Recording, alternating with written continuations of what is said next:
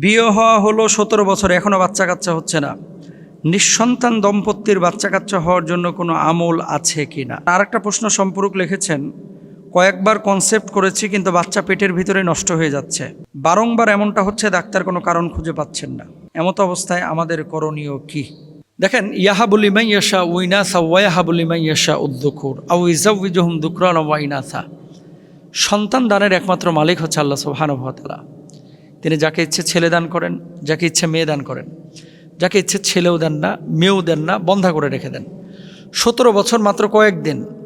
ইব্রাহিম আলাইহিস সালাতু ওয়াস সালাম বাপ হয়েছে 82 বছরে, সুবহানাল্লাহ।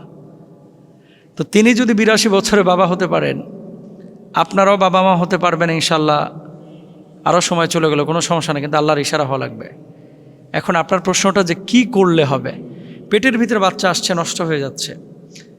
আপনি একটা কাজ করতে পারেন। প্রথমত, যদি এরকম হয় যে ডাক্তার রোগ ধরতে পারছেন না এবং মেডিকেল সায়েন্স এক্ষেত্রে কোনো দিক নির্দেশনা দিতে পারছে না, আপনি রাকির কাছে গিয়ে রুকিয়া করান।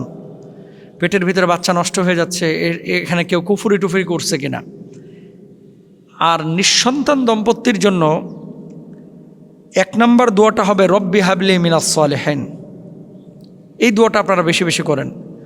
রব্বি হাবলি মিনাস সালিহিন। তাহাজ্জুদে করেন, তাহাজ্জুদের নামাজের পরে দোয়া যখন করবেন সে সময় করেন, 5 ওয়াক্ত নামাজের পরে করেন। ইব্রাহিম আলাইহিস সালাতু ওয়াস সালাম এই দোয়া করেছেন। এরপরে জাকারিয়া আলাইহিস সালাতু ওয়াস সালাম এই দোয়া করেছেন। কমন একটি দোয়া আপনারা সকলে জানেন, রব্বানা হাবলানা মিন আজওয়াজিনা ওয়া যুররিয়াতিনা কুররাতা আ'ইউনিন ওয়াজআলনা লিল মুত্তাকিনা ইমামা। এই দোয়াটা করবেন। আর হযরতে জাকারিয়া আলাইহিস সালাতু ওয়াস সালাম যখন বৃদ্ধ হয়েছেন তখনও তিনি সন্তান লাভ করেন নাই, তিনি একটা দোয়া করতেন। এই দোয়াটা কি? রব্বি হাবলি মিন লাদুনকা যুররিয়াতান তাইয়্যিবা ইন্নাকা সামিউদ দুআ।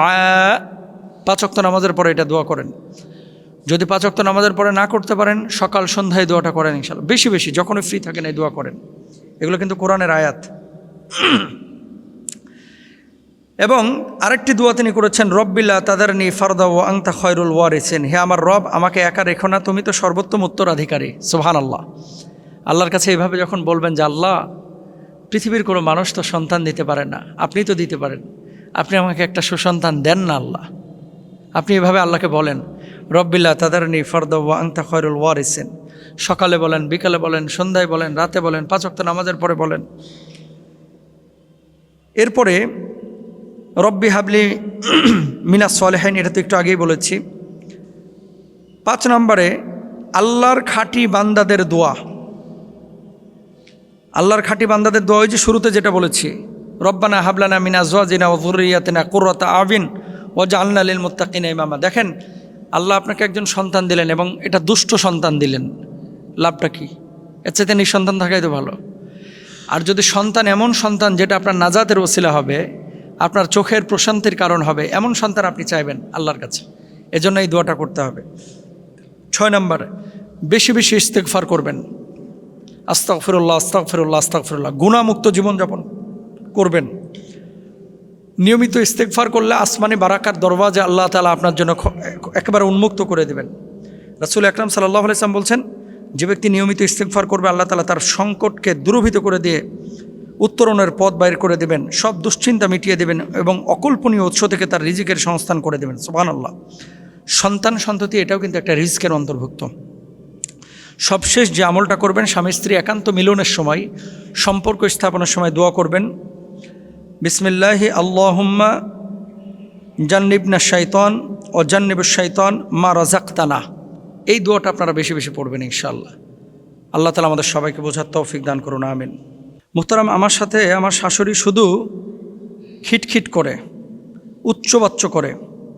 আমার শাশুড়ি আমাকে দেখতেই পারে না, যদিও আমি শাশুড়িকে সম্মান করি, আমার শ্বশুরকে সম্মান করি। আমার সাথে যে রূঢ় আচরণ এবং আমার হক নষ্ট করছে, এজন্য আমার করণীয় কি? আমার করণীয় এবং আমার শাশুড়ির করণীয় কি? আপনি আলোচনাটা করলে আপনার শ্রোতার পাশাপাশি আমি আমার শাশুড়িকে এটা হোয়াটসঅ্যাপে সেন্ড করব। মানে লেজ কিন্তু লাগাই দিচ্ছেন, তার মানে 2 জনের হক নিয়ে কথা বলতে বলেছেন। আসলে বাংলাদেশের প্রেক্ষাপটে বৌমাদের সাথে শাশুড়িদের সম্পর্কটা এটা অনেক ক্ষেত্রে সুখকর না। এখন বউ শাশুড়ির যে এই যে যুদ্ধ, দা কুমড়ার সম্পর্ক, এটার পেছনে মূলত দায়ী হচ্ছে দিনদারিতা না থাকা। আমাদের বাংলাদেশের প্রত্যেকটা শাশুড়ি নিজের হকগুলো পয় পয় করে বুঝে নিতে চান, কিন্তু বেটার বউ বা বৌমার হকগুলো পয় পয় করে বুঝিয়ে দিতে চান না। নিজের মেয়েকে অন্য বাড়িতে বিয়ে দিয়েছেন, তার হকের ব্যাপারে শাশুড়ি যতটা সচেতন, বেটার বউয়ের হকের ব্যাপারে ততটাই অসচেতন। এটা আপনি অস্বীকার করতে পারবেন না। অনেক শাশুড়ির কথা। এখন করণীয় কি? করণীয় হচ্ছে কুল্লুকুম রাইন ওয়া কুল্লুকুম মাসউলুন আন রাইয়াতিহি। প্রত্যেকেই তোমরা দায়িত্বশীল এবং প্রত্যেকে তার দায়িত্বের ব্যাপারে কিয়ামতে জিজ্ঞাসিত হবে। এখন যে শাশুড়ি বৌমার সাথে এমন সবসময় খিটখিট করেন, উচ্চবাচ্য করেন, তার হক আদায় করেন না, মুরগির রানগুলো আগেই তুলে রেখে বৌমার জন্য শুধু পিঠের অংশ আর মাছের এই কাঁটাযুক্ত লেঞ্জাটা রেখে দেন, অথবা বৌমার বাপের বাড়ি থেকে ভালো গিফট আসে না, ভালো খাবার আসে না, এই জন্য সারাক্ষণ তাকে উচ্চবাচ্য করছেন, তার ব্যাপারে কান পড়া দিচ্ছেন, তাকে তাবিজ কবজ করছেন, তার ব্যাপারে আপনার ছেলেকে বিষিয়ে তুলছেন, আল্লাহর কসম করে বলছে আপনি শাশুড়ি হিসাবে হক নষ্টকারী হিসাবে কিয়ামতের ময়দানে উঠবেন। এরকম শাশুড়ি যারা আছেন, এখন শাশুড়ি ভালো, বৌমা যদি, বেটার বউ যদি বদমাশ হয়, এমনও তো আছে যে নিজের মা আসলে নিজের মাকে যে সম্মান, ইজ্জত, যে ভালোবাসা, রেসপেক্ট, তার ব্যাপারে যে রেসপন্সিবিলিটি, এটা মোটেও নাই শাশুড়ির ব্যাপারে। আপনিও দায়ী থাকবেন। কেন? যদিও আপনার হাজব্যান্ড আপনাকে বিয়ে করে নিয়ে এসেছেন, হাজব্যান্ডের অধিকার বেশি মায়ের খেদমতে, কিন্তু আপনার হাজব্যান্ড তো আপনাকে ভরণ পোষণ দিচ্ছে। এখন সেই শাশুড়ির সেবা করা শরিয়া আপনাকে দায়িত্ব না দিলেও আপনার হাজব্যান্ডকে খুশি করা তো আপনার দায়িত্ব, হাজব্যান্ডের খেদমত করা তো আপনার দায়িত্ব। তো হাজব্যান্ড তার মার খেদমত করলে হাজব্যান্ড খুশি হবে, তো তার মার খেদমত আপনি কেন করবেন না? অনেক স্ত্রীরা নিজে স্বাধীন জীবনযাপনের জন্য শাশুড়ির সাথে থাকতে চান না। আপনি কি চান যে আপনার মাকে আলাদা করে আপনার ভাই চলে যাক? সেখানে কিন্তু চায় না, কিন্তু নিজের বাড়িতে আবার আলাদা হতে চায়। এই জন্য প্রত্যেকটা শাশুড়ি যদি নিজের বেটার বউকে নিজের মেয়ের মতো মনে করত, তাহলে তার দৃষ্টিতে তার কোনো ভুল ধরা পড়তো না। প্রত্যেকটা বৌমা যদি তার শাশুড়ি আম্মাকে নিজের মায়ের মতো মনে করত, তার দৃষ্টিতে এই মুরব্বির কোনো ভুল ধরা পড়তো না। এই জায়গাটা হচ্ছে মানে পাক্ষিক, দ্বিপাক্ষিক, একে অপরকে বোঝা। এবং যেই শাশুড়ি এতদিন ঘরের চাবি, এই সংসারের ভার তিনি নিয়ে রেখেছিলেন, অনেক বৌমারা বাড়িতে ঢোকার পরে পুরো কর্তৃত্বটা নিজের হাতে নিতে চান। এটা ভুল, এটা করবেন না। স্টেপ বাই স্টেপ আপনার শাশুড়ি যখন অক্ষম, তখন আপনার হাতে এমনি দায়িত্ব তুলে দেবেন। ওয়া আশিরুহুন্না বিল মারুফ। এই মেয়েদের সাথে সুন্দর আচরণের কথা বলা হয়েছে। আজকে অধিকাংশ ফ্যামিলিতে অশান্তির মূল কারণ কিন্তু টাকা পয়সা না, খাবার দাবার না, মূল কারণই হচ্ছে বউয়ের সাথে শাশুড়ির গ্যাঞ্জাম। এই জন্য দুপক্ষই যদি নিজের নাতি নাতনির মুখের দিকে তাকায়, সন্তানের মুখের দিকে তাকায় একটু সহনশীল আচরণ আমরা করতে পারি, দেখবেন পরিবারগুলো জান্নাতের টুকরা হয়ে যাবে ইনশাআল্লাহ। আল্লাহ তাআলা আমাদেরকে বোঝার তৌফিক দান করুন।